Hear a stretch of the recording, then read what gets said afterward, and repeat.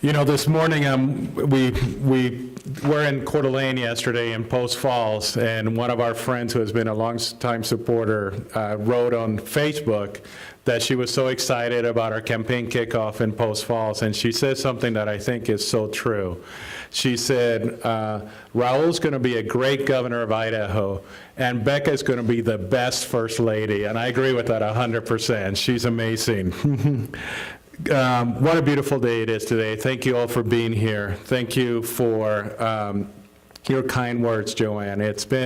I've known you since I've known Becca. I met you in her backyard. I met you, and I have always admired you, and I really appreciate the work that you did for the state of Idaho. I appreciated the time that I served with you, and I appreciate you standing by me at this time that is so important for the future of Idaho. Thank you so much. I want to thank Melaleuca for having us here, for giving us the opportunity to use their facility, and thank you for opening your doors to us. And at this time, I think I want to thank most of all my volunteers. We have had so many great volunteers who have worked, some new ones, and some in the past who have helped us over the years, and it has made such a big difference. I want to thank China and my team that has been with me from the beginning. China Gum is my campaign manager, and she's been with me from the first day that I ran for Congress, and she's been an amazing worker, and she has really helped build a team that has propelled us to victory in our previous race, and I think will propel us to victory at this time. But today, I want to thank the people of Idaho. I want to thank the people of Idaho for believing in me during the last 7 years. Your friendship, your advice, your prayers have made all the difference, more than you can even realize, more than words can express, as I represented the people of Idaho in the nation's capital.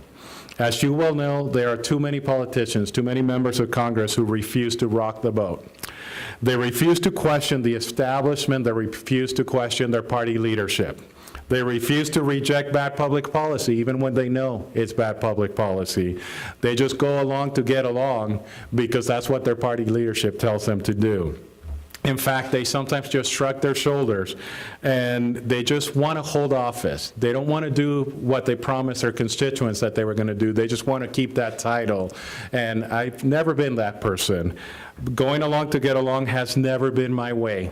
Public servants, first and foremost, they must stand up and they must stand out if they want to make a difference for the nation, if they want to make a difference for their state. Standing up, however, sometimes and often means facing the onslaught of many critics. The media, the special interests, the liberal elite, and the career politicians who just want to win another term so that they can keep their jobs. Because of my willingness to stand up against the establishment, I have actually faced my fair share of criticism. But through it all, I have never felt alone. I've never felt alone because I've always had the comfort of knowing that here back home, standing with me, was my family and the people of Idaho who believed in me. The people of Idaho had given me the strength to do what is right. Every time I go in Washington, D.C., in one of these big fights, I remind people that I'm in Washington to represent the people of Idaho, not the special interests, not the party leadership, not the party establishment. We need to do the right things for the constituents who sent us and to do our job. I did that when I was in the legislature with Joanne, and I've always done that whenever I've been in public office.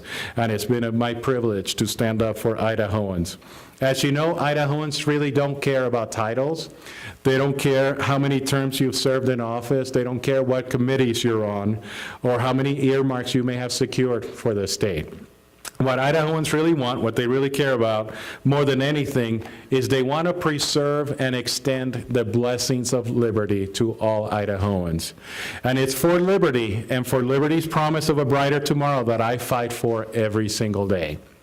I promised the people of Idaho that if they elected me, I would be a leader for conservative change. I promised that I would always defend our freedoms and our Idaho values. And I'm telling you here right now that I have kept that promise the whole time that I have been in Washington. Serving the people of Idaho in the legislature and in Congress has been the blessing of a lifetime, and I want to thank everybody for that opportunity. But my friends, our commitment to freedom, and to individualism. Because of that, Idaho remains a great place to live, to work, and to raise a family. But other states, unfortunately, are gaining on us. They're catching up. And some, in fact, have already passed us. When I tell some of my friends here in politics that Idahoans are expecting more, that Idahoans deserve more, they tell me that we're doing okay. Don't worry about it. Things are good enough in Idaho. I'm here to tell you today that okay and good enough is not what Idahoans will expect. It is not what Idahoans will accept. We deserve more, we expect more, and we're willing to fight for more. We have right now a once-in-a-generation opportunity to propel the state forward, a once-in-a-generation opportunity to lead and to achieve the results that can only be reached through the application of conservative principles. That's why today it is my honor to announce my candidacy for governor of the great state of Idaho.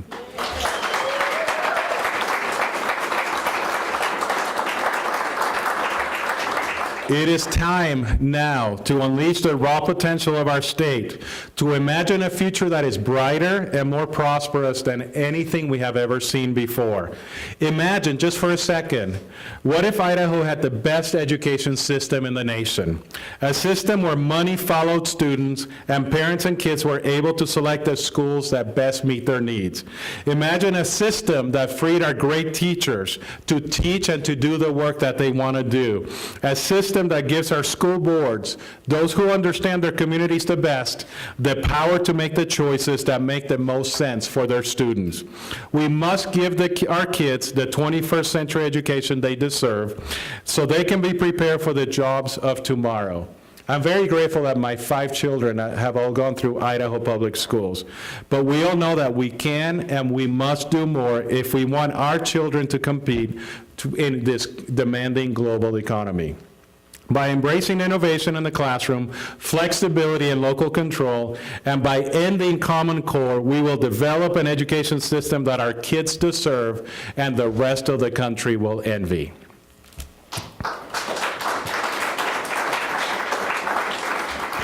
But that's not all. I don't know how many of you know, but Idaho has the highest tax rates of any of our neighboring states. You know, that has a real impact, and it's surprising for a state that is supposed to be a conservative state. That has a real impact on real people in our state, people who are struggling to make ends meet. A person today working full-time, earning minimum wage, pays the same tax rate as the state's wealthiest, but they cannot take advantage of all the loopholes that are in our tax code. Why is that? How is that even possible in a state that values conservatism? It is because we have a tax code riddled with carve-outs for special interests. It's a tax code written by the insiders, benefiting only a select few, but hurting those who cannot hire a lobbyist or work the halls of power to make changes. You should not have to hire a lobbyist to receive the benefits of the tax code in the state of Idaho, and I will end that.